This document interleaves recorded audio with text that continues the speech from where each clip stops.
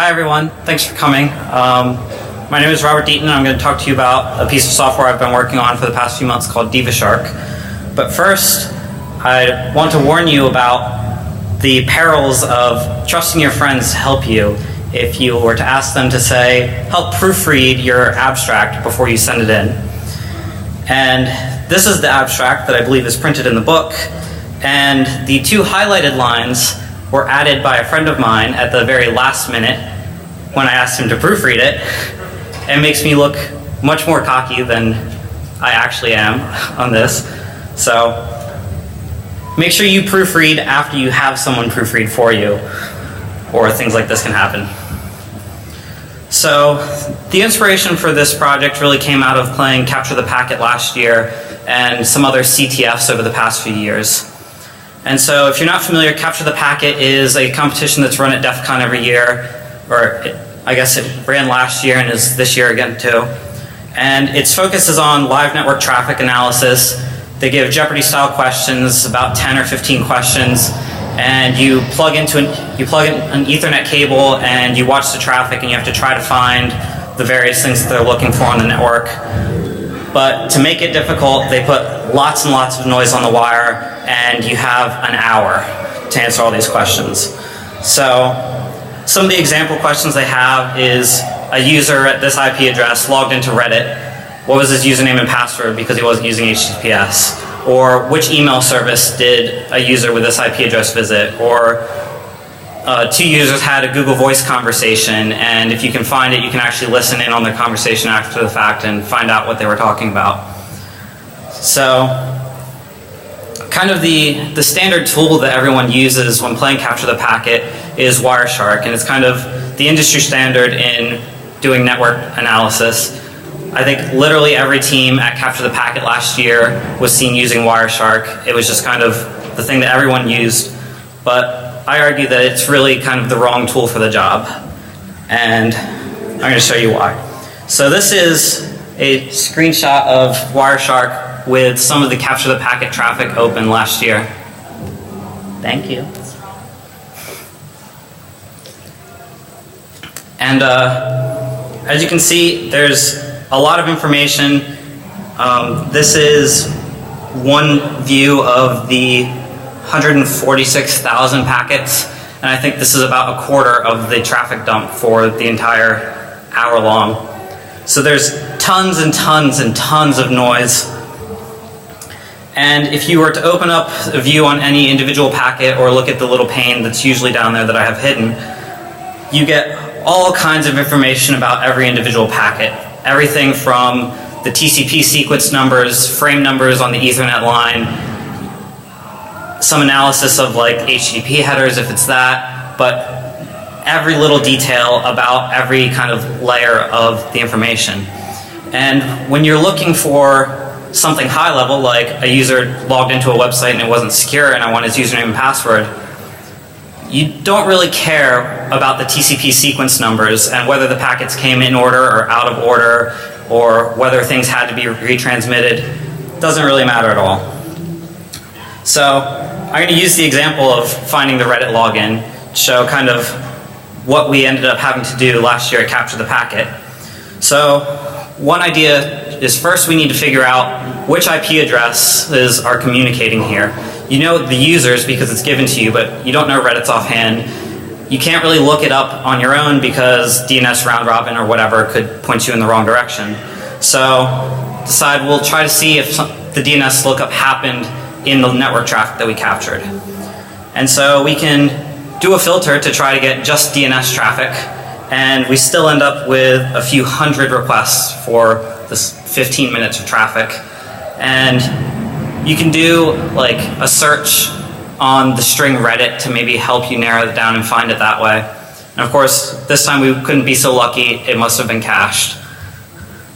So instead we'll do a full text search for the string Reddit on all the traffic, which you can imagine takes a minute or two when you're looking through 146,000 packets. And you come up with this, it kind of just brings you to the point in where it finds Reddit for the first time, and the request that it found is a request for an advertisement that happened to be on Reddit sidebar. So you can follow that TCP stream and it gives you a little bit more and actually shows that, yeah, that was pulling an ad and it's gzip encoded and all that stuff. Don't really care. So you can keep searching again for Reddit and you'll get another packet that had the string Reddit, and you can follow that TCP stream and you can keep doing that. And in this case, if you do it about 40 times, you'll finally find the one place where the user tried to log in. Or you can try filtering by the IP address that they pulled the ads from and hope that that's the same one that the login server's on. Or you can just kind of keep on trying to filter out by various things and searching different strings, you know. Filter by searching for the string Reddit, and then filter again, searching for the string login, and you can just keep on doing this, and eventually you'll find it, but it took a whole lot of effort. So to make it better, do we really care about packet level details? Do we really need to see all that stuff? And for something where we're looking at high level stuff and looking through application protocols, it's really not important. We're not actually writing these protocols. We're not looking for bugs in the protocols. We really just care about the high level stuff that was sent at the application layer. So instead, we don't need to see every packet. We don't need to look at those individually. And even in some cases, we don't even need to look at one TCP connection individually, you know? There's a lot of information that can be gathered that you can coalesce from a few different requests to the server. So this is where DivaShark comes in, and it's a tool to kind of try to make this live network forensics easy. And in addition, it's also a framework so that we can build kind of application level protocol dissectors and classifiers similar to Wireshark, but that don't care about the low level details. So the idea is really to get you the information that you want as quickly as possible without getting bogged down in small details. So this is just kind of the analog to Wireshark's home view. We show, you know, source IPs and destination IPs, packet counts, and protocols which the program detects for you, source ports and destination ports. So kind of the big picture is that DivaShark will do the same sort of traffic analysis or capture that Wireshark does. You can load in from a PCAP, you can do live capture from a card if it's in promiscuous mode. And it sort of automatically tries to follow TCP streams and UDP streams even as they come in and kind of group them together into individual streams. Afterwards, it runs the streams through a kind of port-independent protocol classifier, because you never know if someone's hiding things by using different ports. It prioritizes common ports for common protocols, so it will look for HTTP running on port 80 or SSH running on port 22 first. But if sort of those classifiers don't match, then it will start running through the other classifiers.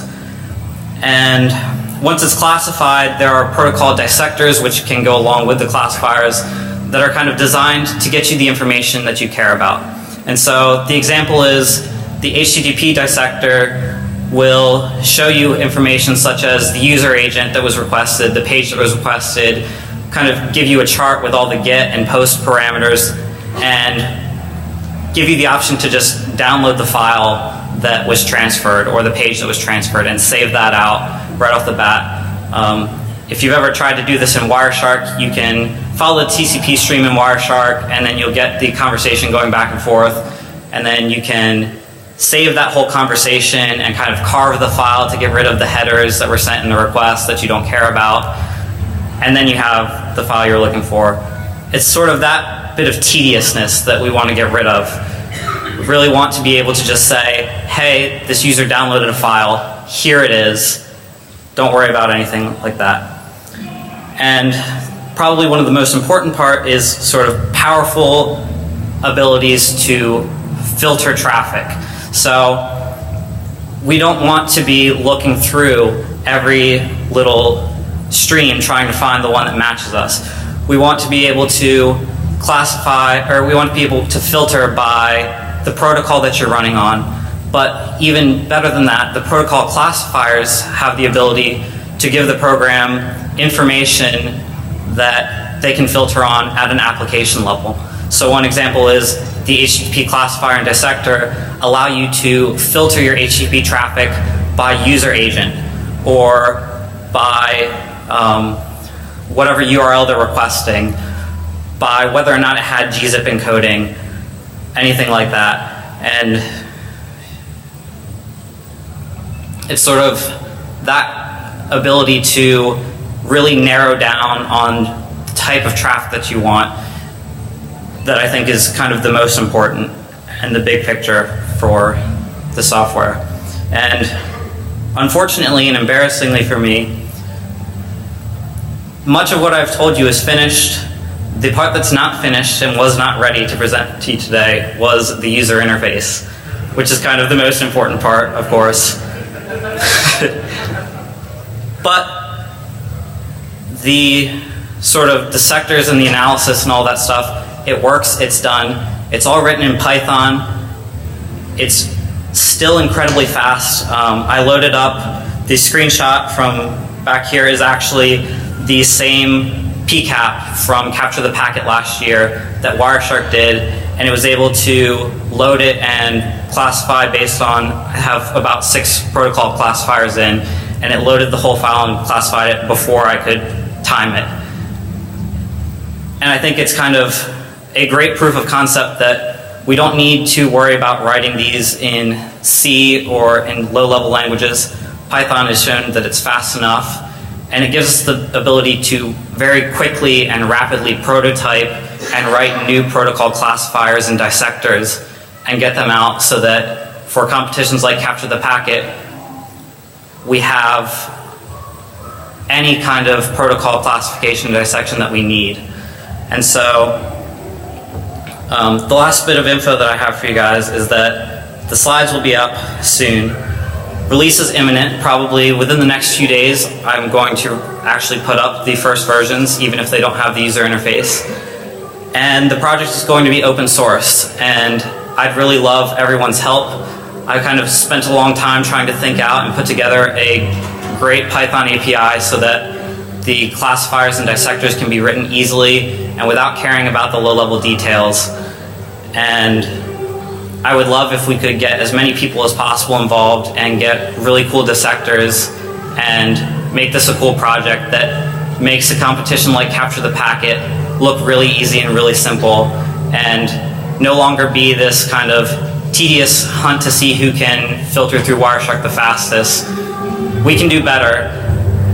I think a tool like this has the ability to make Capture the Packet as a competition almost not a competition anymore, because the playing field should have everyone be able to find every answer immediately. So that's what I have for you guys.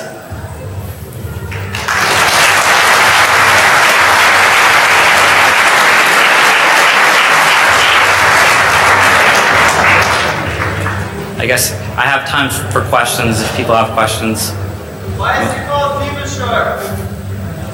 So, if you're familiar with this, well, first, the shark part comes from Wireshark because it seems like a similar product, and so I wanted to keep that around. And as I was trying to think of names for this, I thought of the ability to kind of monitor network flow, and DivaCup came to mind, and so I kind of combined the two of those into DivaShark. And that gentleman is also the gentleman who decided to insert things into my abstract when proofreading it.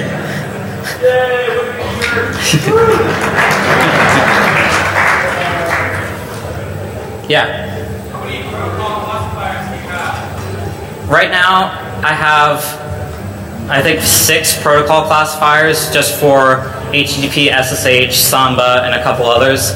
But there's also sort of a naive port-based classifier that it will fall back on. So I have a list of the most common services that are run on different ports. And if it fails to classify, it kind of defaults on showing you that information at the very least for the time being.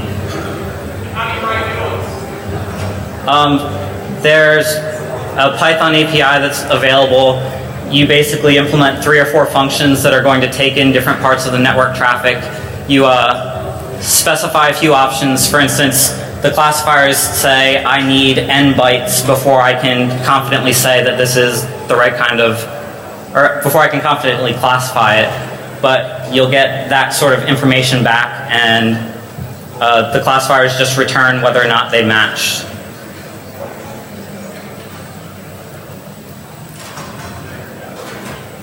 Yeah. Sorry, what's that? Okay, so you asked how it's different from flow analysis and flow tools.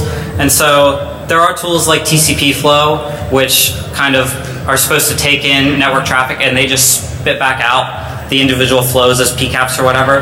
And really the difference here is bringing together that ability to do flow analysis, but also to do application level analysis on the flows.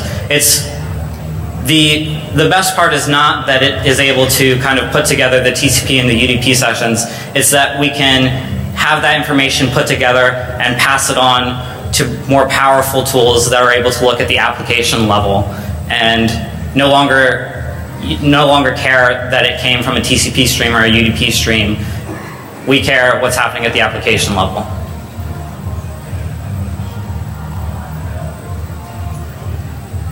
Yeah.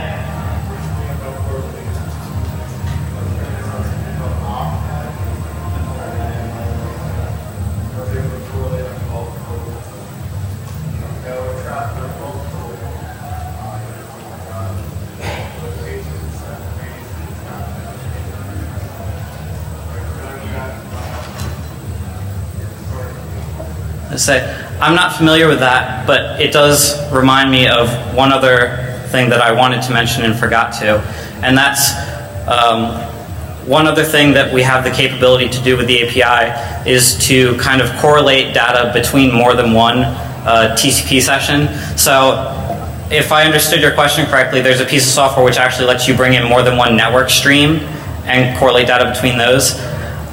I haven't thought about the capability of doing that. But what we can do is, for instance, in the main user interface, we don't often care about the IP address. We care what domain it's looking at. And we actually have the ability to monitor all the DNS queries and make a DNS database and show instead the host that IP address belongs to in the network traffic, even if that request was made at a different time. And it could also get that information from an HTTP request because they have the host field. So there's a bunch of different ways to kind of take a bit of information that we probably don't care about, which is the IP address, and show you the information that we do care about, like the domain name that was being connected to.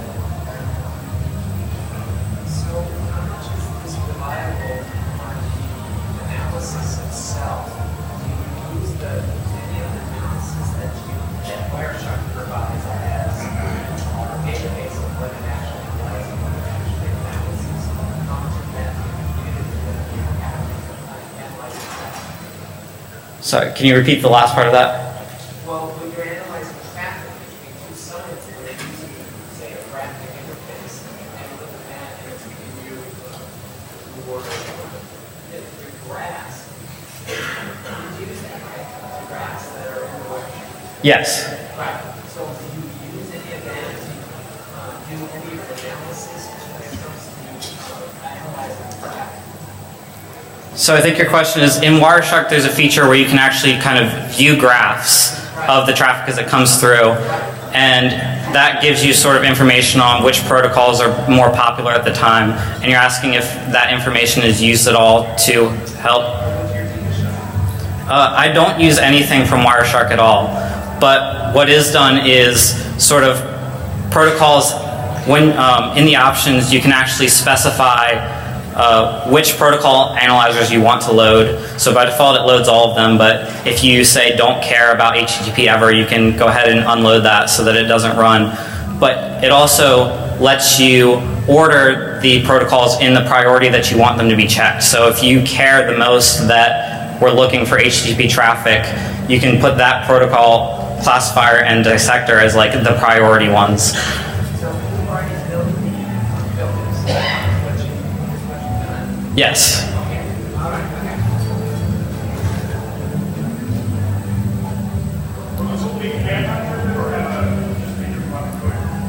It's going to be GUI only, so I feel like for a tool like this, the user interface is probably going to be one of the most important parts. And it's part of the reason that it wasn't done is I've tried to spend a lot of time making sure that everything kind of behaves as you would expect and that you can customize and change things and make sure that the information that you care about is what's being shown. Yeah.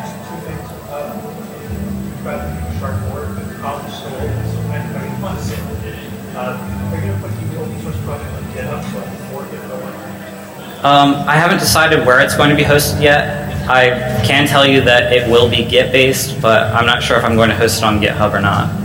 But at the very least, you're free to mirror it on GitHub and send pull requests through GitHub. I just want to say thank you for getting started on this. It does what it says it's going to do. Thank you even more. It's really great. Thanks. Yeah.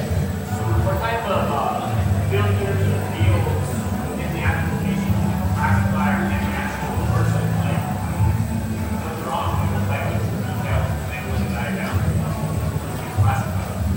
Well, so it really is going to depend on the different protocol classifiers and dissectors because each one is kind of written as a plugin and they can provide any sort of filters you want, including an interface to like design those filters. So for HTTP, the filters will support filtering on anything that comes in the HTTP headers. Or for other protocols, it's going to vary based on which protocol is available. But any information which a classifier and dissector deems as important enough to filter on, they can provide the interface to filter. And so you really get the ability to kind of filter based on, if you're looking at the protocol based on what, or if you're looking at one application, you can really drill down and figure out which of those you want. But it really depends on which application and how much the classifier is exposed. Yeah.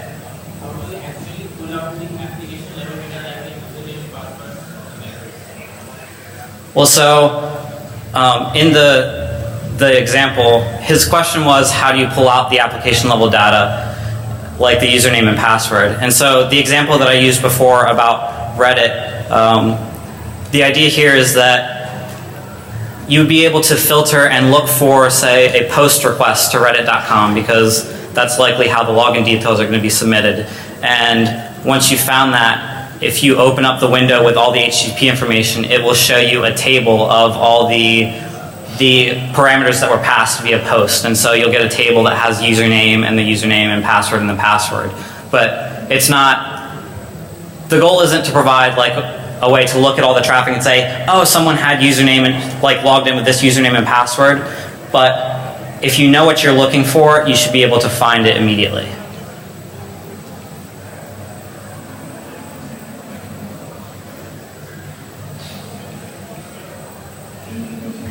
Okay, I don't see anyone else, but if you have any other questions, feel free to email me or grab me afterwards.